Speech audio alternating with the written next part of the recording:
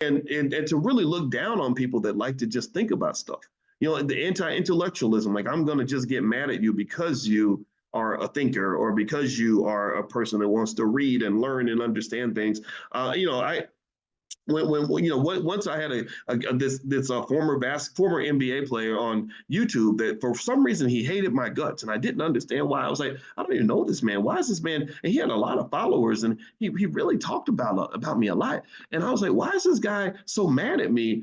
And somebody said, well, maybe he just had a bad relationship with his teachers in school and he sees you as a professor as just a nerdy guy that reminds him of the teachers that he hated in high school and in college.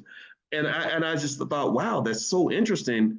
That so you're mad at me because I'm just because of who I am and what I do. I don't think there's anything wrong with being smart because I think we should all be smart because dumb people get, or not, I would say dumb people that don't want to think, they get absolutely obliterated in this economy.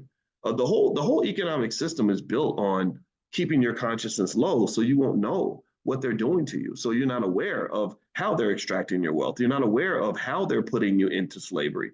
You're not aware of here you go. Here's one example. I'll give you a real life example that relates to economics so we can bring this back home. I was looking at this. There's this morning podcast I listen to called Morning Brew that I really like, and it's a couple of white boys who just talk about economics, or whatever. I listen to a lot of podcasts, and they put up this post where they were basically saying that 3 in 5 Americans believe we're in a recession, and that's not true. They said it's crazy that 3 in 5 Americans think we're in a recession, and all these TikTok videos are out there about how bad the economy is.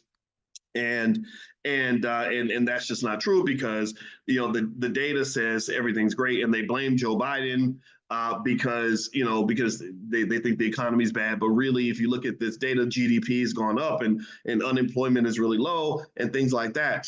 And what I thought was really interesting about that is I put a little response in there and I kind of said, actually, what I think is happening is that the reason that you have this disconnect is because you have two economies.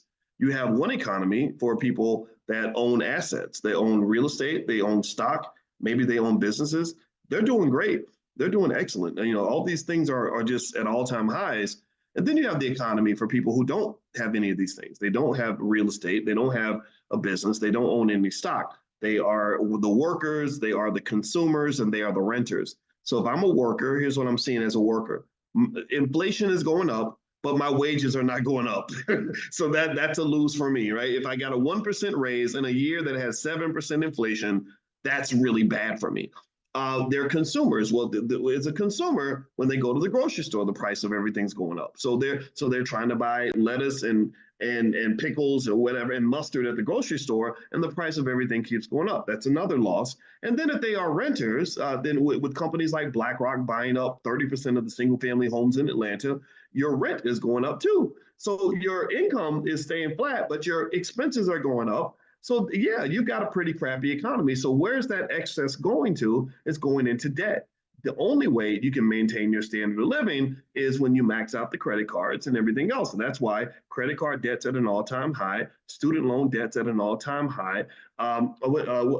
Most forms of debt, car loan debt is at an all-time high because people have to go into debt if you don't have if you don't have enough income to cover your expenses. If you want to know about BlackRock, Crystal, BlackRock is just this big company that controls about $9 trillion in assets, and they kind of have more power than most governments. They're kind of everywhere. So that's BlackRock. And the difference with America versus other countries is that America will allow BlackRock to go in and buy single family homes.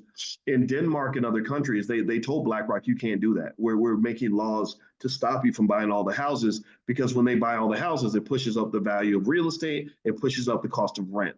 So effectively, that's what BlackRock does. So long story short, you just have two separate economies, and you have one economy that's full of people that have a little bit more power and a little bit more economic consciousness. And I would say that the second economy, maybe a little bit of economic awareness can be helpful, or at the very least, if you have a parent that's economically aware, then what they're going to do is they're going to make sure you have assets so you can be on the good side of the economy. So you really have two sides of the economic system. And we've talked about that before, but I want you to sort of keep that in mind. That's how two different people can look at the same thing and have two different responses because they're living two different realities. And a lot of us don't know that yet, but now you know. If you don't know, now you know. All right. So anyway, I'm going to go ahead and finish up for today. One thing I want to remind everybody of is if you don't know, in Money in the Morning, if you want to be a premium member, there is a way to become a premium member. I'm going to send out a link today that will give you 90% off lifetime access. I think lifetime access is like $700 or something, but you can get it for like 79 bucks, and it'll give you access to all of the archived trainings that we've done here. We've done well over 150. I want to say about 150 of these Money in the Morning economic awareness trainings. If you really want to, I believe, here's my humble suggestion.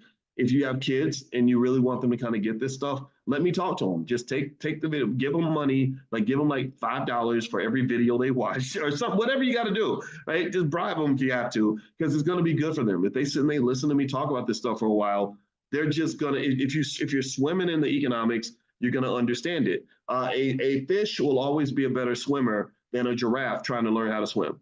And so if you're in the economics, then you're going to be the economics. You're going to be the money. If you see the money, you're going to be the money. So